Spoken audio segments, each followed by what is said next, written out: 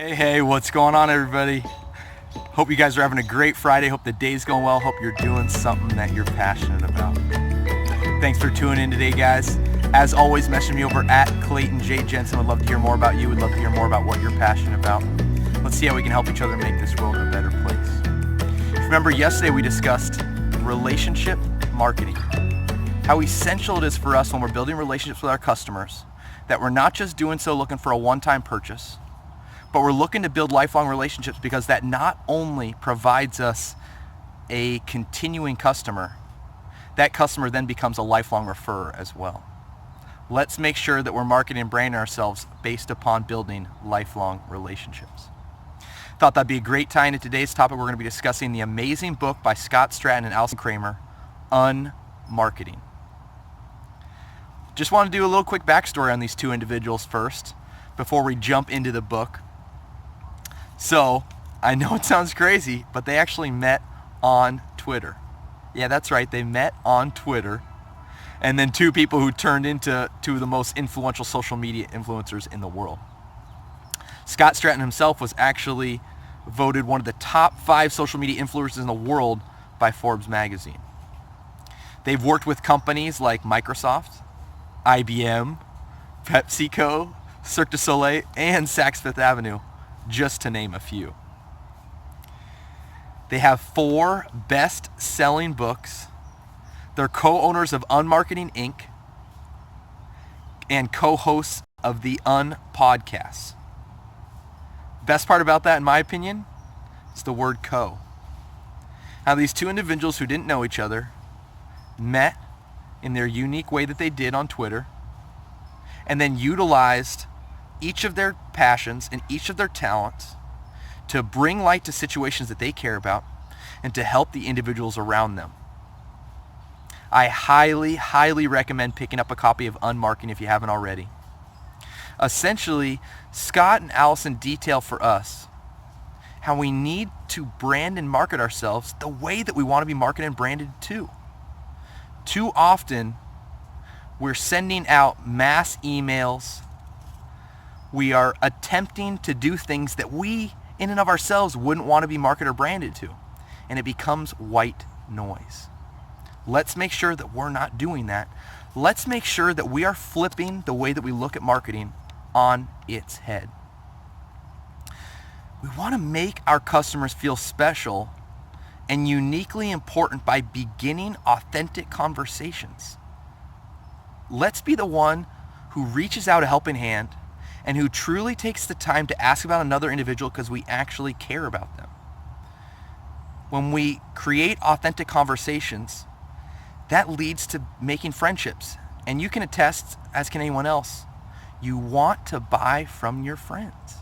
If you had to choose between two, you choose the seller who you had built a relationship with, who they had already built a relationship with you. Let's make sure we're doing that. You need to know what you want people specifically to do when they go to your website. When we create a website, we need to be thinking, all right, what's the step-by-step process with which we want our customers to take? And we don't want to give them too many options. If we create a steps of action plan for the path we want our customers to take when they first reach our website, then we're able to build everything around that action plan. We need to refrain from giving our customers too many options. Don't over-provide options because it confuses the customer. And the most important thing is that they do that call to action. They do that thing that we want them to do. And when we give them too many options on our website, that can derail them from doing what they want them to do.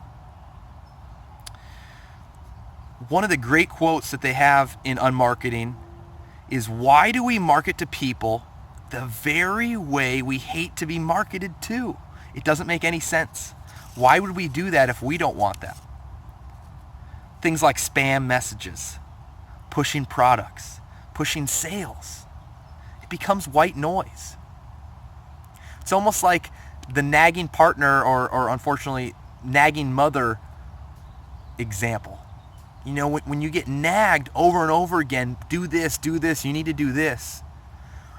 not only do we not want to do it, when we do it, we're not nearly as engaged and we're not able to give all of ourselves, and then the quality of the product or service that we create is no longer what we initially had intended. Let's make sure that we're not nagging our customers. You don't want to be nagged. When that happens, you don't want to spend time around those people. It's the same for businesses. If we're asking a business to buy something from us, we better be providing them something of value first. Also, a great quote, everything has changed and nothing is different. You'll actually see this on the cover of the book.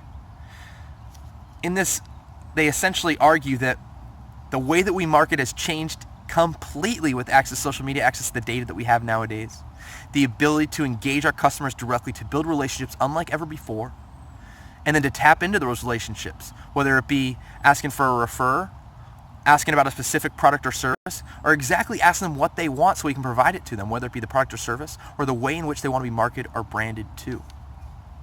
We need to use social media to connect to people. We cannot use social media to bombard people with ads, because when we do so, we lose that connection with them. We lose the capability to build that lifelong relationship, and in turn, to retain our customer, decrease our CAC, our cost to acquire a customer, and increase our ROI. Now, unfortunately, one of the disadvantages of hanging out in the trees is there's a few ants crawling all over me, but hey, you gotta do what you gotta do, and I'm glad you guys are here with me today. Scott and Alison Kramer argue, satisfied customers are the best way to market your business because they are the ones who become your word of mouth army. They are your customer evangelists. It's the same with the CAC. Let's retain our current customers. Let's make them so happy that they can't help to talk about us. They can't help to tweet about us. They can't help to tell their friends and family about the experience that they had with us. And that's the way that we want to market and brand ourselves. Let's remember, marketing happens anytime an individual who represents our company engages with anyone. This goes beyond just someone that we see as a potential future customer. This is any interaction that we have. We are representing our company. We are representing our mission statement, our brand. Let's make sure that we're branding ourselves socially good, that we're co-branding efficiently with those around us, because we know that to make this world a better place, we need to do it together. And the same goes for when we're building a business, when we're marketing and branding. We need to do that together as well, because then we're that much more efficient. We get the message across that much more easily. Man, these ants love me. And we're able to better connect with our customers then, because we're not just throwing out spam messages to them. We're actually providing them the content that they want because they've shown that to us, and we've used the data that we now have access to. We need to speak your customer's language by creating engaging, valuable content. Become an expert in your field. If you're worried about giving away too much info about your product or business, you need to increase your knowledge base in that area because you may not be an expert. We should not be worried about giving away good information about us. Worried that someone's going to come along and do a better job than we did. We need to have respect for ourselves and the passion that what we're doing matters. That each and every day when we wake up, we're making a difference in this world. And we're doing it for people larger than just us. We're doing it for larger than just a paycheck. We're doing it for our customers. We're doing it for our employees. We're doing it for ourselves. Wanted to give just one example. The chapters are just so well structured in this book. I really highly recommend picking it up. Short chapters, easily to digest, easy to reread, easy to remember. Chapter 3 is titled Word on Experts. If a product or service is not immediately needed by your customers, then your product push may lose them. Your customers will always have a need for useful information from an expert. And that goes into the blogging, the video blogging, on your website, posting content. Your customers may not need that product or service right now, and by pushing that, you may lose them forever. Instead, provide them expert information on a relatable topic because that never goes out of style. And that's something your customers always need and want. Free information that helps make their life better, make it relatable to your topic, and then they better want to engage with you. They better want to understand who you are and the business that you represent.